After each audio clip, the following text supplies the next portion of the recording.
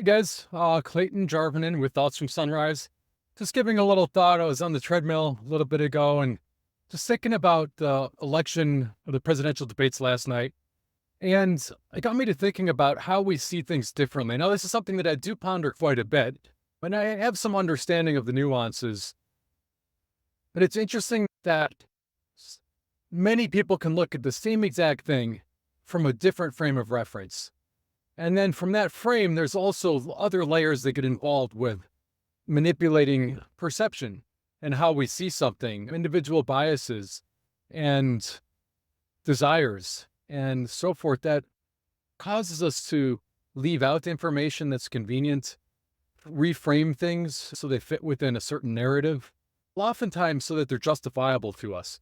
So we'll look at something and say we have a certain uh, frame of reference, we'll spin our own narrative of something in order to justify it so that we can live with our own decisions. Most of this is unconscious. Most of this happens below the surface. If we pay attention, we might become subtly aware of it. I was also thinking about the question of how one comes to know what they know.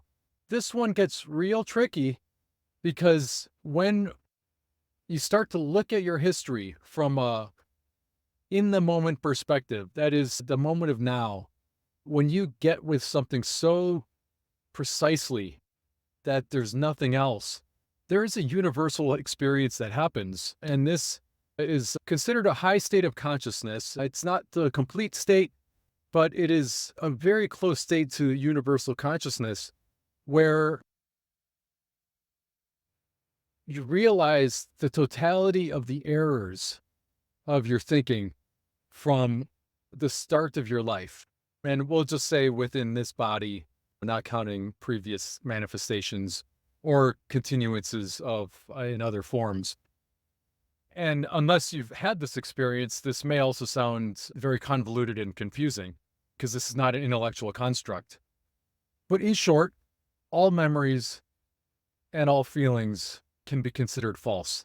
So if you have that experience of realizing your false memories and false experiences, which then set in place the conditions for your belief systems that come to be your biases of how you experience the world and how you project yourself into and what you hope to get out of it, how you hope to change the world or manipulate it because there's some sort of feedback that you need.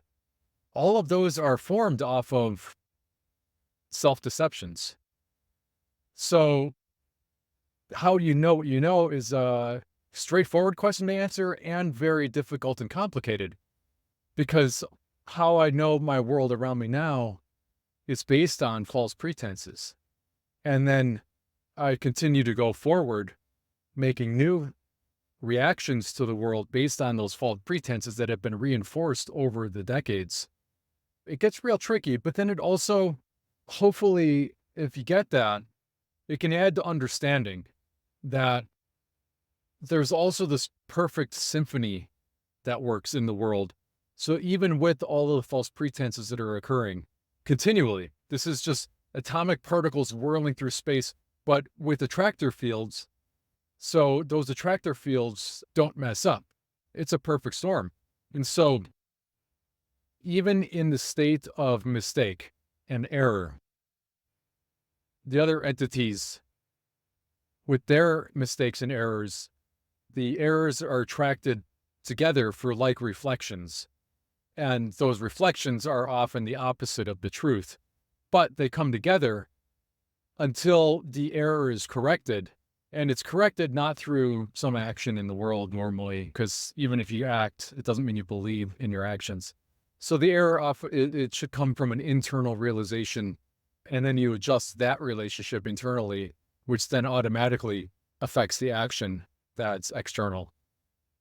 So with that correction, then what it does on an atomic level, let's say a metaphysical level, is it shifts all the other particles to match the new correction, the new state and level. So what it is let's say a time shortener.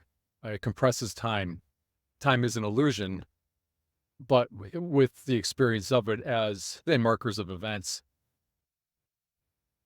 Let's say A way to describe this would be like a tuning fork. You take one tuning fork and you hit another object will come into resonant frequency with that tuning fork if it can hold its tune long enough.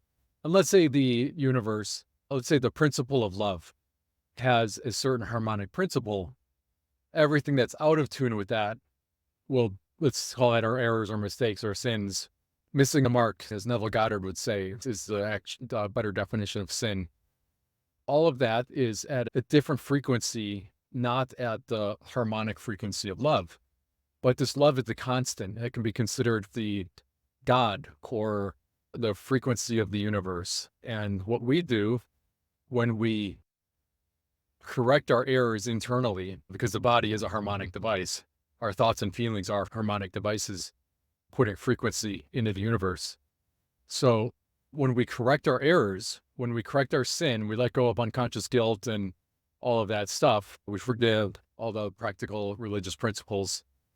We raise our vibration closer to the level of love, which then closes the gap of time when everything resonates at that level.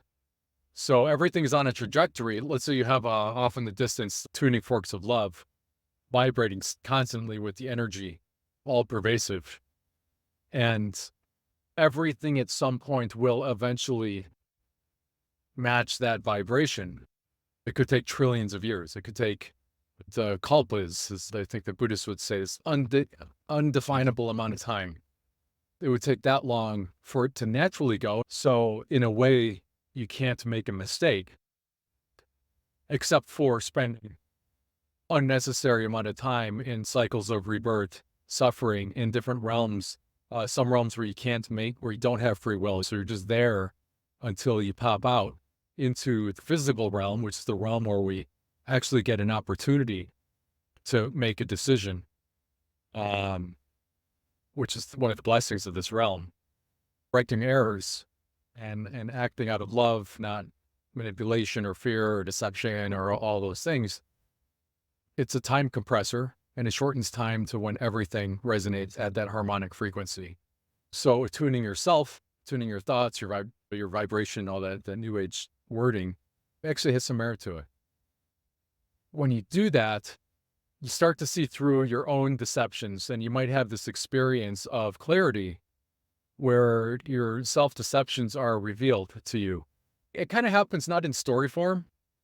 For me, what happened was, like you hear about when people's lives flash in front of their eyes. For me, it happened in a series of events where I relived my entire life in real time, but in this realm, it happened in a blink of an eye. So in between steps, I relived my life in real time, but without the filters of deception, with complete clarity, seeing the events without the poor me or the hurt child or any of the other stuff that just gets compiled on top of each other. And so there's a moment of seeing clarity. And from what I gather from this, and years later, this is maybe a decade ago of having these experiences that have informed me. So that way I know now that most of what I'm doing is saying falsehoods. Try my best to be clear, speaking less, for sure. Maybe not in this rambling, but generally biting my tongue quite a bit to not speak. And not only not speak outwardly, but also being careful to not speak inwardly with the knowingness or the gotchas that happen internally. So really the inner mind is also been trained to be generally pretty quiet, to not know a lot of things. So I can just be there and be receptive. And that is kind of liberating in a way, because there's not so much going on. And then the mind can be used for other things. It's not necessarily geared for this world, but geared towards liberation from all of the familiar things that were brought into this world that I have become aware of. So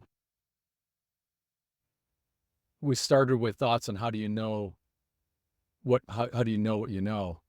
I would be cautious to be certain, but there is some things that in the state of exploration of your mind that if you're fortunate, these things will get revealed and will then show you the way the mind works, the way, because it's not billions of separate minds in the world necessarily.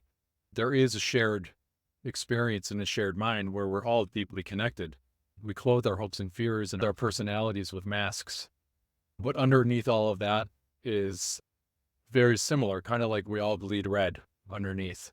We cut open the skin and it's the same color. We just have different pigments on our skin, different shapes to our bodies based on regional differences and so forth. But overall, the same hopes and fears, the same basic desires. Um,